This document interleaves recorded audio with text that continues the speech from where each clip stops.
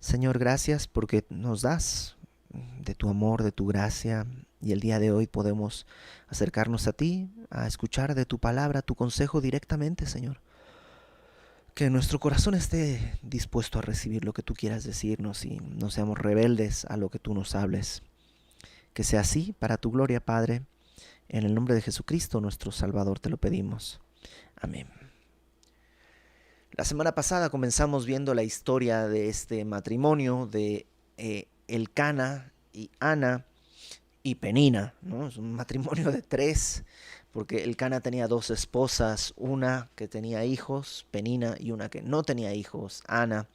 Y vimos la oración de Ana clamando por eh, tener un hijo. Y le dice al Señor que si ella tiene un hijo, lo consagrará más allá de lo que normalmente podría ser consagrado un niño. Y, y cuando viene el tiempo correcto, lo cumple. Y va hasta Silo, donde estaba el tabernáculo con el sacerdote Elí, y, y deja a su hijo, que tendría alrededor de 3 años más o menos, pero lo deja cumpliendo lo que ella había dicho a Dios. Así que uno pensaría que este momento va a ser un momento trágico. Sí es un momento doloroso, pero vamos a ver que no es trágico, porque Ana cumple su promesa. Fíjate cómo acaba el versículo, el último versículo del capítulo 1, versículo 28. Dice: yo pues, está hablando de su hijo, lo dedico también a Jehová, todos los días que viva será de Jehová. Y adoró allí a Jehová. Y lo que vamos a empezar a leer, el capítulo 2, es precisamente este acto de adoración. En algunas Biblias dice el canto de Ana, ¿no? Eh, y puede ser, aunque no sabemos si es una canción en sí misma lo que ella hizo, pero lo que queda registrado evidentemente es un poema. Y probablemente sí, fue una canción. Hay algunos comentaristas que dicen, especulando por supuesto, ¿no?, que probablemente Ana había compuesto esta canción durante los 9 meses del embarazo. Y durante esos 9 meses había estado cantando y cantando esta canción.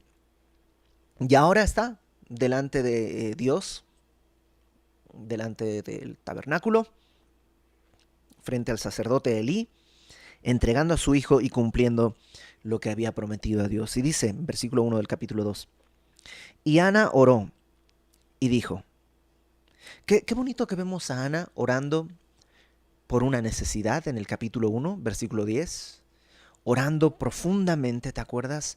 Eh, Derramando su corazón delante de Dios. Y ahora está orando en un momento muy difícil, pero está orando. Y está entregando a Dios, eh, pues el fruto de lo que Dios le había dado, lo está poniendo en manos de Dios y ora. Ora una alabanza, ¿no? Al final del capítulo 1 dijimos que es un acto de adoración. Entonces dice, mi corazón se regocija en Jehová, mi poder se exalta en Jehová. Eh, eh, no hay manera de estar feliz en la circunstancia que está viviendo. Entregar a tu hijito, si tú eres niño y te tocó llevarlo a la escuela en algún... No eres niño, si eres padre y te tocó llevar a tu hijo a la escuela, sabes lo difícil que puede ser. Para ciertos niños, ¿no? Yo recuerdo que cuando llevamos a mi hija a la escuela la primera vez, ella pues pasó un mal rato, pero en realidad yo pasé un rato peor. Yo estaba angustiadísimo.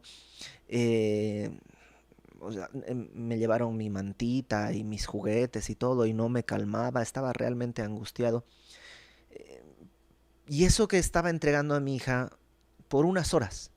Imagina lo que puede sentir Ana. Está entregando a su hijo, quien no va a volver a vivir bajo su techo nunca más. No es que no lo va a poder ver, lo va a ver cada que vaya a asilo, una vez al año, pero nunca más va a tener a su hijo viviendo bajo su techo. Y entonces lo que hace es regocijarse en Jehová, Porque en Cristo, en Dios, siempre podemos regocijarnos. En las circunstancias hay días que es difíciles, es muy difícil. Y Dios sabe, se acuerda que somos polvo, sabe que a veces es difícil, pero podemos regocijarnos en Jehová. Dice, mi poder se exalta en Jehová. En el texto original, y algunas Biblias lo traducen así, dice mi cuerno. No sé si tienes una Biblia que dice mi cuerno se exalta en Jehová. La Reina Valera 60, yo creo, correctamente traduce mi poder, porque cuerno en la Biblia, aunque es la palabra exacta cuerno, el cuerno representa poder. O sea, lo que está diciendo es mi fortaleza se exalta en Jehová. En las circunstancias estoy débil, en las circunstancias estoy destrozada, podría decir Ana, pero en Dios mi fuerza se exalta. No por lo que yo soy, no, ni siquiera por lo que va a venir, porque lo que va a venir es eso, no voy a ver a mi hijo hasta dentro de un año, pero mi poder se exalta en Jehová. Mi boca se ensanchó sobre mis enemigos. Algunos traducen esto como, ahora tengo cómo responderle a mis enemigos. Y evidentemente está pensando en Penina. Penina, ¿te acuerdas?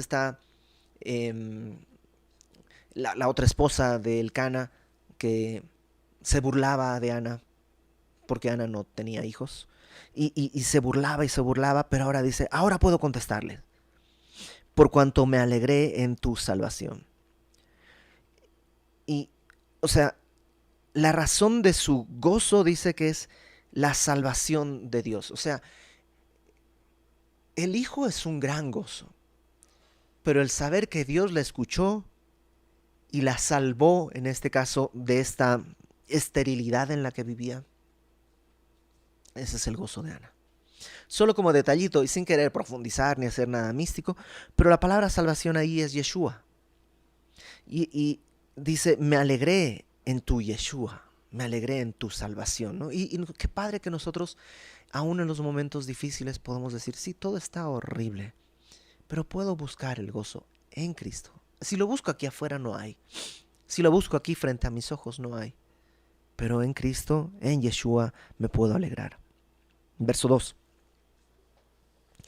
No hay santo como Jehová, porque no hay ninguno fuera de ti, y no hay refugio como el Dios nuestro.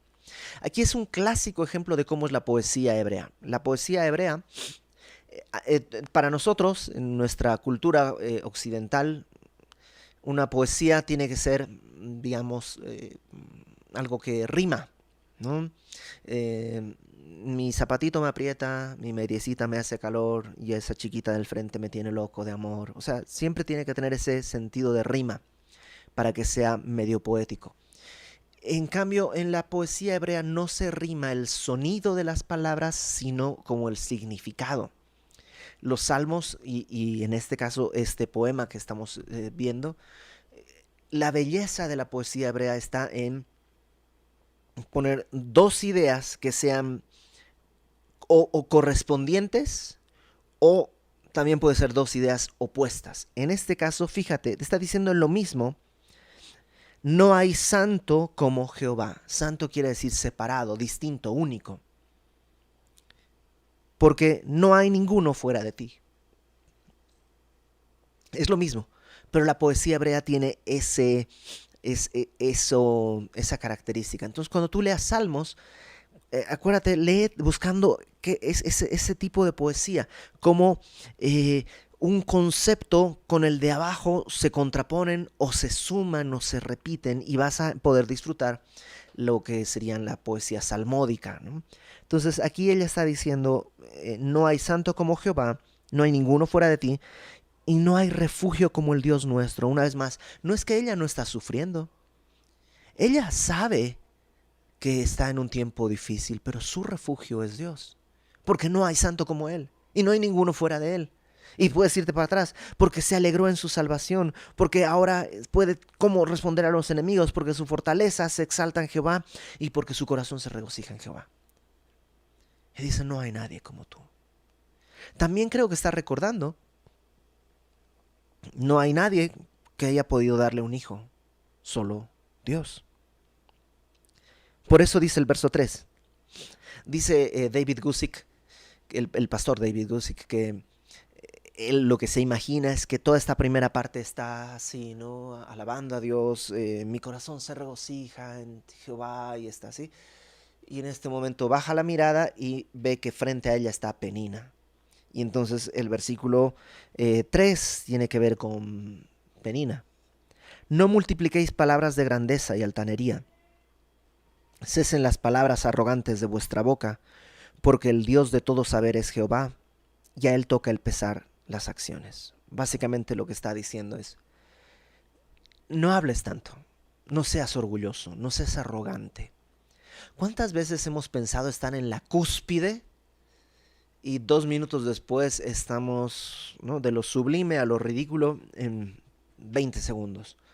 ¿Cuántas veces lo vemos, ¿no? Pedro diciendo, cuando Jesús le dice, ¿quién soy? Y Pedro dice, yo pues digo que tú eres el Cristo, el Salvador del mundo, el Hijo de Dios. Y Jesús le dice, muy bien, Pedro, esto no te lo reveló ni carne ni sangre, sino mi Padre que está en los cielos.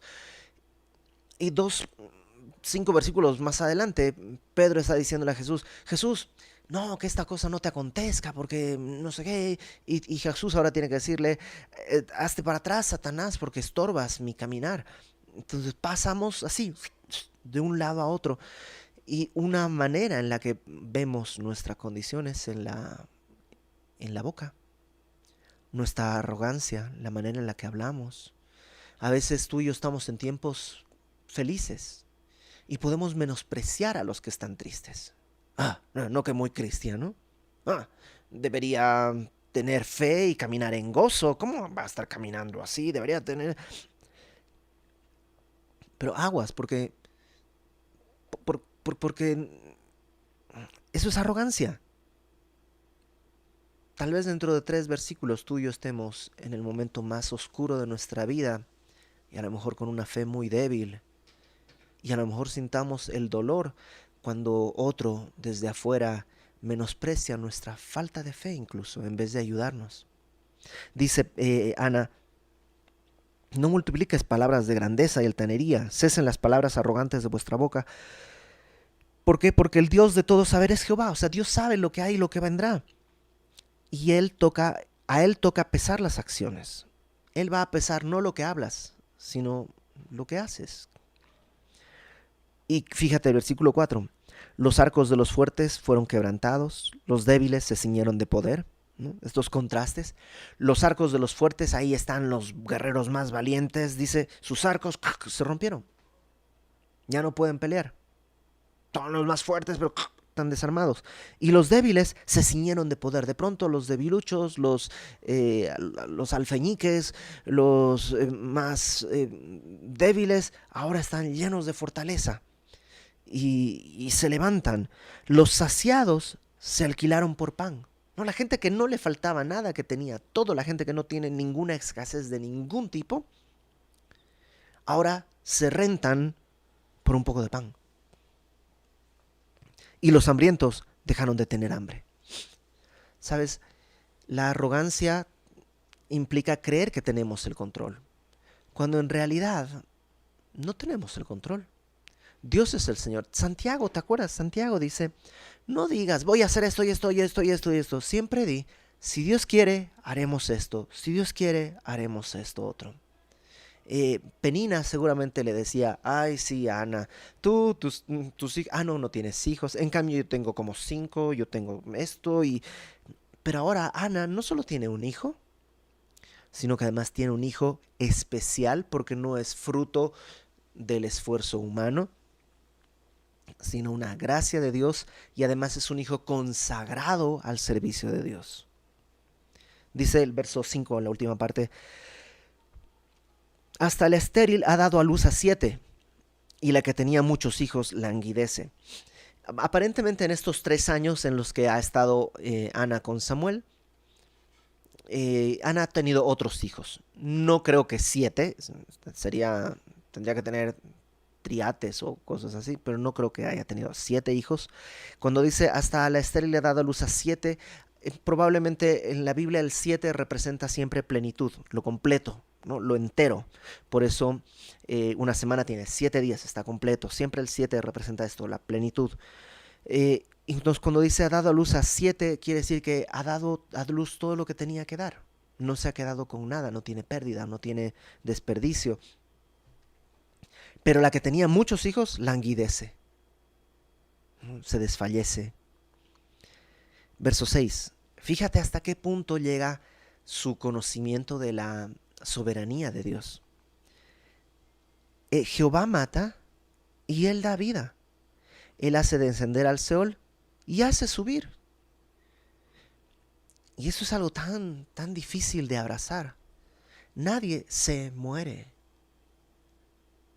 O sea, son incontables los casos de personas que han querido quitarse la vida y no han podido.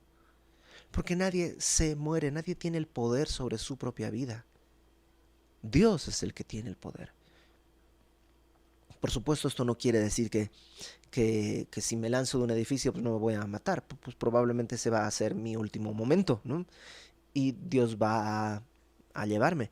Pero lo que estoy diciendo es que Él tiene el control. Él tiene el control. No quiere decir nuevamente que no debamos ser precavidos, por ejemplo, en este tiempo tan difícil de pandemia. Debemos ser precavidos. Pero Dios tiene el control. Podemos descansar. Ana dice, Él tiene el control. Él mata, Él da vida. Él hace descender al Seol. El Seol es el lugar de los muertos. O sea, él hace que un alma llegue al Seol y también la hace subir. Él si quiere puede revivir a todo el mundo. Jehová empobrece y Él enriquece. Abate, eso es hundir, y enaltece, levantar. El Señor puede hundirte, el Señor puede levantarte. El Señor puede empobrecerte y si quiere puede enriquecerte. Conocemos en ambos espectros personas de todo tipo. Hay personas que son súper capaces, súper sabias, inteligentes, preparados y están en una terrible situación económica. Y en contraparte hay personas que no saben hacer absolutamente nada, no tienen probablemente educación, no tienen instrucción, pero tienen mucho dinero. Y eso se puede voltear en cualquier momento. No depende de nosotros. Dios al que quiere enaltece, al que quiere empobrece. Pero, fíjate que dice el versículo 8, Él levanta del polvo al pobre y del muladar, eso es del basurero, exalta al menesteroso para hacerle sentar con príncipes y heredar un sitio de honor, porque de Jehová son las columnas de la tierra y Él afirmó sobre ellas al mundo. Lo que dice el versículo 8 dice, Dios puede ver a alguien que está completamente perdido y sentarlo y darle un privilegio de honor, un lugar de honra. No está diciendo que, o sea, ya dijo antes que sí podía tomar a un mendigo y darle mucho dinero para que sea príncipe, o sea, sí puede, pero en este caso no está hablando del dinero, sino de la posición de privilegio. Y evidentemente la mejor manera de entenderlo es a través de lo que hizo Cristo. Cristo nos tomó a nosotros del muladar, del basurero, y nos ha sentado a la mesa, a su mesa. Nos ha sentado a su mesa, a la mesa del rey. Y eso lo hace porque es soberano. Por eso, cuando leemos lo anterior, Jehová mata y da vida, hace descender y hace subir del Seol, empobrece y enriquece, abate y enaltece, uno podría pensar, uy, qué terrible, porque este Dios si es caprichoso, puede hacer lo que quiera, hoy me levanta, mañana me tira, híjole, es horrible, sabes que hay que buscar otro Dios porque este es demasiado poderoso y tal, a lo mejor es muy caprichoso. Pero por eso viene el otro versículo que leímos. Dios no es así. Él más bien se deleita en tomarnos de la nada y sentarnos a su mesa.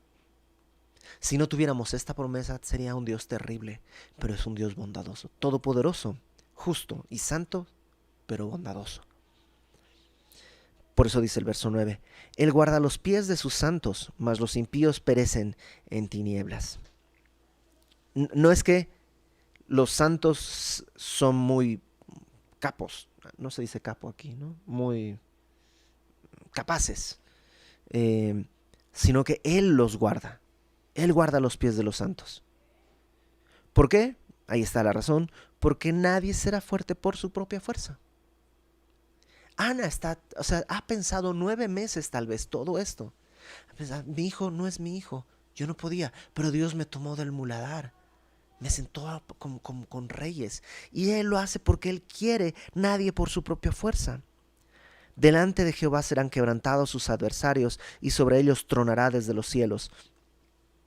Jehová juzgará o reinará los confines de la tierra.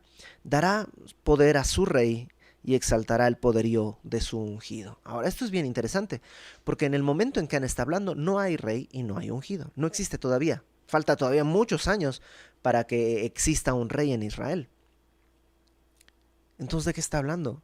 Bueno, algunos piensan que está mencionando la idea de que su hijo Samuel será quien corone a los dos primeros reyes, al rey Saúl y al rey David, que es el rey más importante de los hombres que han estado en el trono.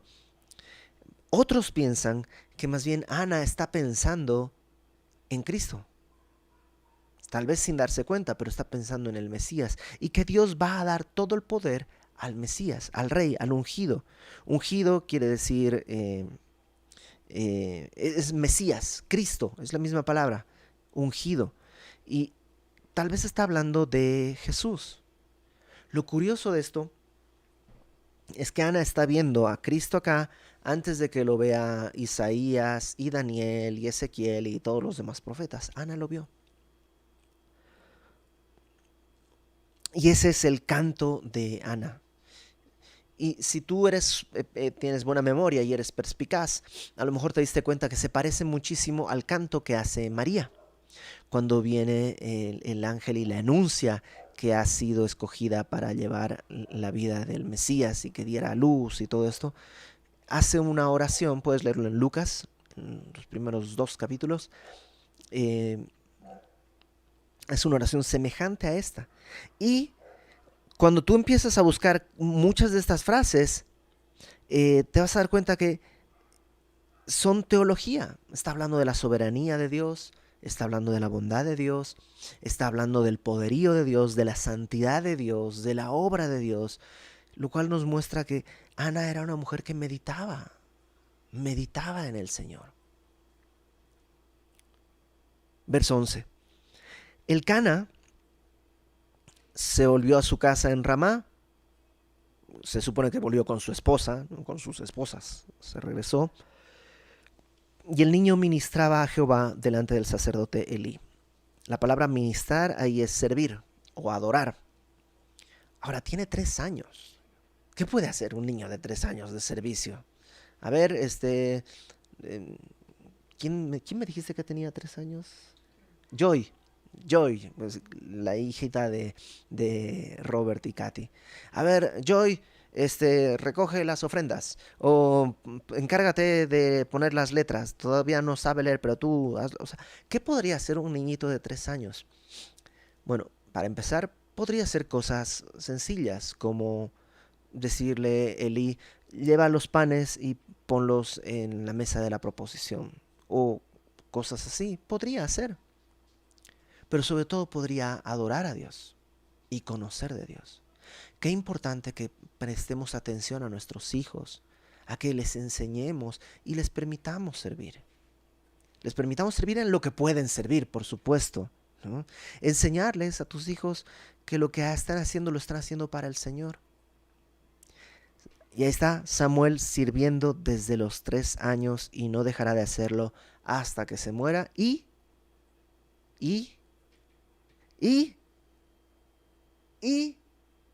tal vez después de muerto. Pero eso lo veremos muchos capítulos más adelante en el camino. Esta escena es tan hermosa que entristece tener que pasar a la siguiente escena, donde hay otro hijo. El nacimiento de Samuel provocó en Ana alabanza, exaltación a Dios. Fíjate, versículo 12. Los hijos de Elí eran hombres impíos y no tenían conocimiento de Jehová. Entonces de entrada ya viene este contraste. Elí es el sumo sacerdote, es el hombre más importante en cuanto a la fe en todo Israel, es el sumo sacerdote. pero sus hijos dice que eran impíos. Lo impío es que no agrada a Dios, ¿no? Lo pío o piadoso es lo que agrada a Dios. Los impíos son los que no agradan a Dios. Y los hijos de Eli dice que eran impíos, no agradaban a Dios. Es más, dice, no tenían conocimiento de Jehová. ¿Eh? ¿Cómo los hijos del sacerdote no tenían conocimiento? ¿No les había enseñado? Tal vez tenían conocimiento intelectual, conocían de Jehová, tal vez así de lejos, pero no conocían a Dios, no lo conocían verdaderamente. Qué importante también recordar que la salvación no se puede otorgar. Yo quisiera, me encantaría poder heredar mi fe. La mitad de mi fe a mi hijo, la mitad de mi fe a mi hija, ya con la mitad de mi fe, de la fe de mi esposa y la otra mitad de mi fe de mi esposa, ya aseguramos el 100% de la salvación de mis hijos y ya. Pero no se puede. No se puede heredar la fe.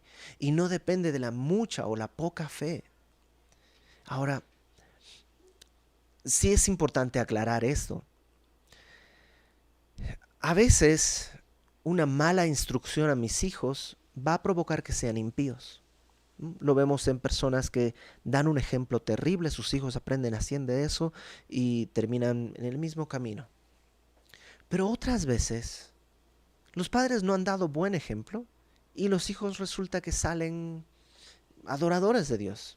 Y a la inversa, padres que son verdaderamente piadosos, de pronto sus hijos deciden rebelarse contra el Señor. ¿Por qué? Porque cada generación necesita conocer el Evangelio. Y yo como papá no puedo hacer otra cosa sino recordarles a mis hijos el Evangelio todos los días, todo el tiempo, mientras estén bajo mi cuidado.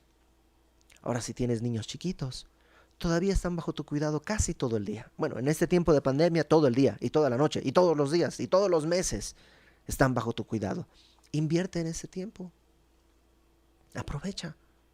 Un día van a crecer, y nuestra influencia sobre ellos ya no va a ser tanta. Van a influir más sus amigos, sus propios deseos, la sociedad, sus propios pensamientos. Ya no vamos a tener tanta influencia sobre ellos. Alguien dice,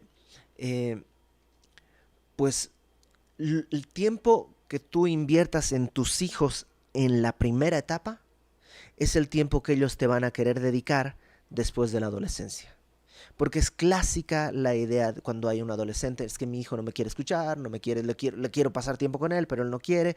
A lo mejor estás empezando en ese momento, pero pues lo despreciaste los primeros 15 años, entonces y por eso está tan difícil, ¿no? Otro pastor dice, entregar a un niño de 3 años al servicio del Señor requiere de fe, sobre todo cuando estás viendo quién es el que va a encargarse de su educación. ¿Te imaginas? Ana está entregando a Samuel, a Elí, que lo que tiene son hijos impíos. Pero es que Ana no estaba considerando la calidad de Elí, sino la promesa que le había hecho a Jehová.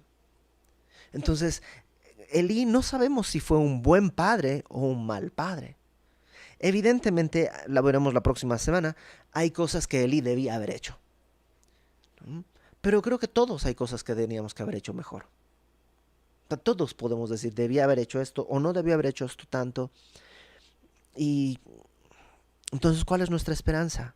Nuestra esperanza es que Cristo, Pablo a Timoteo en el capítulo 2 de 1 Timoteo le dice que Dios quiere que todos los hombres sean salvos. Entonces Dios ya quiere rescatar gente, no hay que convencerlo. Por favor, Señor, ándale. No, Dios ya quiere, no hay que convencerlo. Nuestra tarea es poner un buen ejemplo delante de nuestros hijos, enseñarles la palabra, orar porque la palabra sea sembrada en su corazón y confiar en el Señor. Sigamos viendo cómo son estos hijos de Elí. Verso 13. Era costumbre, no era la ley, era costumbre nomás, ellos se habían acostumbrado de los sacerdotes con el pueblo, que cuando alguno ofrecía sacrificio, la gente llevaba su sacrificio ahí al tabernáculo Y había dos, bueno, varios tipos de sacrificio, pero dos en particular. Uno por los pecados, que se quemaba el animal por completo delante de Dios, y otro que era sacrificios de gratitud o sacrificios, ofrendas de paz, que de todo el animal una parte se quemaba, otra parte, normalmente dice Levítico 7, la espaldilla derecha se cortaba y se le daba al sacerdote para que pudiera comer y como una especie de pago por sus servicios, ¿no? Y para sostener al sacerdote se le daba la espaldilla derecha, y otra parte se quedaba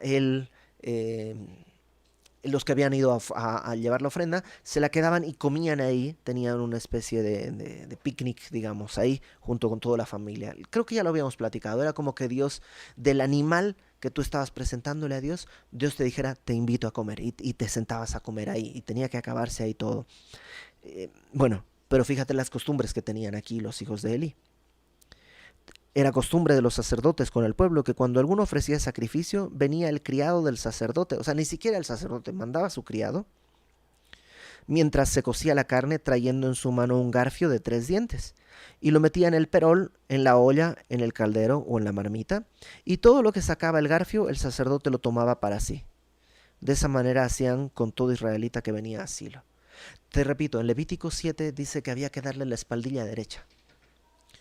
Pero los sacerdotes, los hijos de Eli, decían, neta, nah, siempre lo mismo, mejor otra cosa, ¿no? Agarraban como Wolverine, ¿no? Así, y metían al caldero y lo que sacaban y se llevaban eso, ¿no? Y la gente pues se quedaba así como, bueno, ¿qué le vas a decir? Es el sacerdote.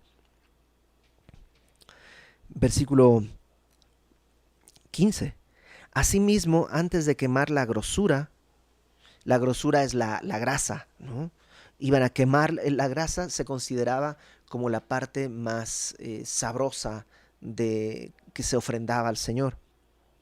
Entonces, antes de quemar la grosura, venía el criado del sacerdote y decía, se sacrificaba, da carne para asar para el sacerdote, porque no tomará de ti carne cocida, sino cruda. Y si el hombre respondía, queme la grosura primero y después toma tanto cuanto quieras, él, el criado, respondía, no, sino dámela ahora mismo, de otra manera yo la tomaré por la fuerza. ¿Qué? ¿No? Y dices, eso no se podría esperar de un hombre que está sirviendo a Dios. Pero sucede. Y sucede el día de hoy. El día de hoy, o sea, conocemos que iglesias, casos en los que el pastor exprime a las ovejas hasta más no poder. Y muchas personas tienen una especie de temor. A veces es un temor sano, otras veces es un temor demasiado carnal. Que es el hombre de Dios, no le puedo decir que no. Entonces, si el pastor dice, haz esto, pues lo hacen y se aprovecha.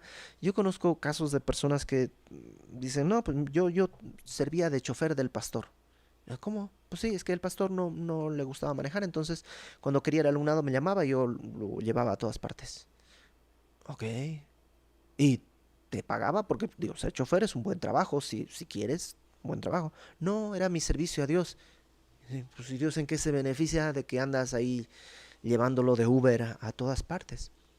No estoy hablando de pedir favores, porque la verdad es que todos nos pedimos favores. Estoy hablando de esclavizar a la gente. Ten cuidado. No dejes que te esclavice a alguien, ni por temor menos.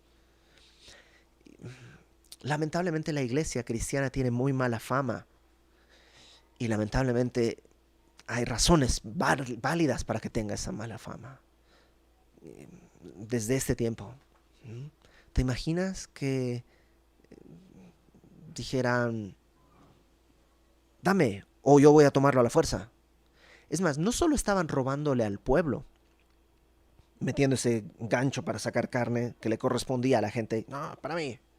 No solo le estaban robando al pueblo, sino le estaban robando a Dios. Porque lo que tenía que ser puesto para holocausto delante de Dios, decía, no, dámelo, yo quiero un pedazo primero. Pero es para Dios, que Dios ni que nada, pásame. Oh, y no solo era eso, sino que veremos la próxima semana que incluso los hijos de Elí se acostaban con las mujeres que iban al templo. Y, híjole, necesitamos orar por el liderazgo de la iglesia en general. Que haya temor de su nombre, que haya temor de la gloria de Dios. No, o sea, ustedes saben cómo funciona un poco Semilla, pero creo que es importante. Todos los diezmos y ofrendas y que se depositan en la cuenta de Semilla no van a mi cuenta ni a nadie de mi familia. Y yo no tengo poder para sacar de ahí dinero a mi antojo, ni disponer de él, ni decir, pues vamos a hacer un cheque porque, pues, como que quiero invitar a mis amigos, pero que como va a ser de bendición para la iglesia, pues que pague la iglesia.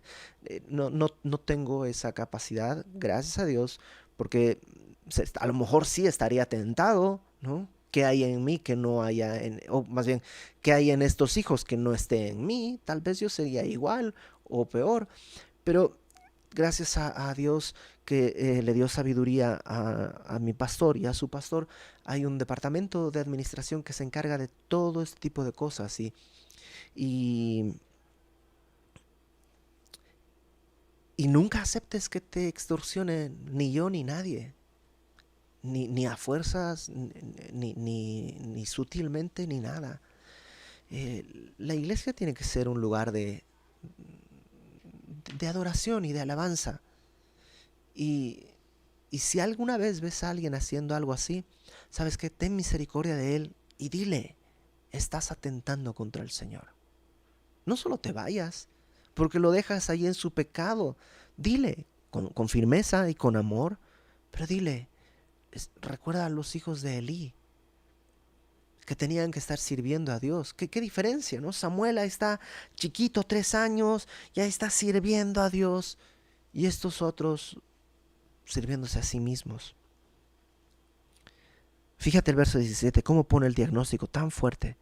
Era pues muy grande delante de Jehová el pecado de los jóvenes, de los hijos de Elí, porque los hombres menospreciaban las ofrendas de Jehová. Menospreciaban. ¿Qué tienes? Tráetelo. Es pez para Dios. No pasa nada, pásamelo. Yo me lo como. ¿Acaso Dios come carne? No, entonces pásamelo. Yo me lo como. Despreciaban, menospreciaban las ofrendas de Jehová. Verso 18. Contraste. Y el joven Samuel ministraba en la presencia de Jehová, vestido de un efod de lino. El efod de lino era el traje sacerdotal. Entonces es como un trajecito de sacerdote chiquitito que tiene, bueno, no tampoco, no es un enano, no es como que de 3 años que será así, ¿no? Bueno, en México se dice así, ¿no? ¿Cómo? ¿Así? Así, ¿no? Una cosa así, perdón, en Bolivia se dice así nomás, pero en México sé que se pone, creo que es así. Pero la cuestión es que es un efod chiquitito que su mamá le lleva, ¿no? Porque, déjame seguir leyendo.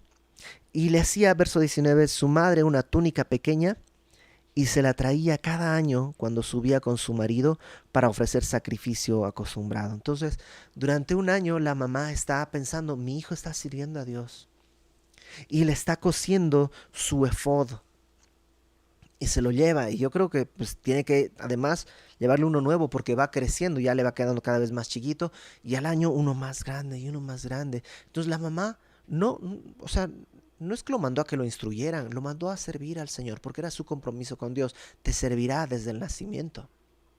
Y ella está involucrada en eso, en proveerle a su hijo lo necesario para que él pueda adorar a Dios. Y Elí, verso 20, que Elí probablemente veía a este niño sirviendo a sus hijos, un desastre. Dice Elí, bendijo a Elcana y a su mujer, diciendo, Jehová te dé hijos de esta mujer en lugar del que pidió Jehová, y se volvieron a su casa. Y visitó Jehová a Ana, y ella concibió y dio a luz 3 hijos y 2 hijas, y el joven Samuel crecía delante de Jehová. ¿No? Esta parte es como un resumen, no está diciéndole que a partir de ese momento, ¿no? Quién sabe, tampoco nos dice exactamente cuándo vino esta bendición, probablemente en el momento en que entrega a su hijo, Elí hace esta bendición y por eso justo después de entregarlo, en algún momento viene esto y, y tuvo 5 hijos, 5 hijos. Dios, no quiero que suene a otra cosa, pero ¿sabes qué? Dios no es deudor de nadie. Todo lo que pones en sus manos, el Señor verá cómo recompensarlo, aquí o en el otro mundo. Pero el Señor no es deudor de nadie. Nadie puede darle a Dios más de lo que ha recibido del Señor. Entonces, con esto no estoy diciendo comienza a dar dinero y Dios te va a dar el triple, porque si tu corazón es ese, pues no, eso no es adorar a Dios. No lo estás poniendo a Dios, lo estás queriendo poner en tu propia cuenta. Lo que estoy diciendo es del servicio genuino y amoroso que hacemos al Señor. El Señor nunca se va a quedar con las manos cruzadas. Siempre va a recompensar en su misericordia. Siempre va a dar el más de lo que nosotros hemos puesto. Pero eso es lo curioso. En el momento en que tú piensas, ok, voy a ponerlo para tener más, entonces es egoísmo, no es servicio a Dios, y entonces no esperes nada al cambio, porque pues no estás sirviendo a Dios, sino a tu propio vientre. Okay, ¿qué hay para nosotros en este pasaje? Creo que muchas cosas. La primera, la importancia de adorar a Dios en todo tiempo. Ana estaba en un momento difícil. Y no es que tenga ganas de adorar, es que en los momentos difíciles a veces la única solución es adorar. Lo único que puede traer consuelo a tu corazón, recordar sus bondades, sus misericordias. Conozco por lo menos 2 casos cercanísimos de personas en distintos momentos que han sufrido el dolorosísimo evento de la pérdida de un hijo, la muerte de un hijo. Y a esas 2 familias, la siguiente reunión de la iglesia, lo que vi fue adorar. Y no están adorando porque pasó algo trágico. No están adorando porque a ver si así Dios hace un milagro y me lo regresa. No, están adorando porque se han dado cuenta que en el momento de mayor angustia, la única alternativa es adorar a Dios y reconocer su soberanía y que Él da y Él quita, y en eso Él es bendito por los siglos de los siglos. Qué importante aprender a adorarle en todo tiempo, a pedir, a venir delante del Señor y derramar nuestro corazón para pedir algo, claro, capítulo 1, pero también para adorarle en los momentos difíciles. También vimos la importancia de sembrar en nuestros hijos. Ahora, a lo mejor tú dices, yo no tengo hijos. Bueno, tal vez tienes sobrinos. Si no tienes sobrinos, pues entonces tal vez tienes tiempo de servir en Club Semilla para edificar la fe de otros niños. Los maestros de Club Semilla tienen probablemente el trabajo más difícil, pero el que mayor recompensa dará a largo plazo. Un día los chiquititos que vemos en Club Semilla los vamos a ver pasar a adolescentes. Ya hemos visto pasar algunos de Club Semilla a adolescentes. Hemos visto niños que pasan, bueno, ya no niños, adolescentes que pasan a jóvenes. Y habrá un momento en que estaremos casando a los que eran niñitos, los estaremos casando, viendo formar una familia y traer a sus niños a Club Semilla nuevamente. Y esos niños podrán decir, mi maestra tal de Club Semilla me enseñó. Entonces tenemos que invertir. Y la mejor manera de invertir es primeramente orando. Pues vamos a orar. Señor, gracias porque pues vemos tu fidelidad. Ana puso su deseo más grande, lo puso delante de ti, y tú en tu misericordia multiplicaste para ella. Ayúdanos, Señor, no a vivir la multiplicación, sino a tener el corazón de Ana. Ayúdanos a adorarte en todo tiempo, a considerarte digno de honra, de gloria, digno de confianza, en todo tiempo, aun cuando las cosas parecieran difíciles. Fortalécenos a través de de tu fuerza, Señor, porque eres tú, solamente tú, Señor. Y ayúdanos a sembrar en los niños que vienen, en este mundo que está tan difícil, tan convulsionado, Señor. La única esperanza es que tengamos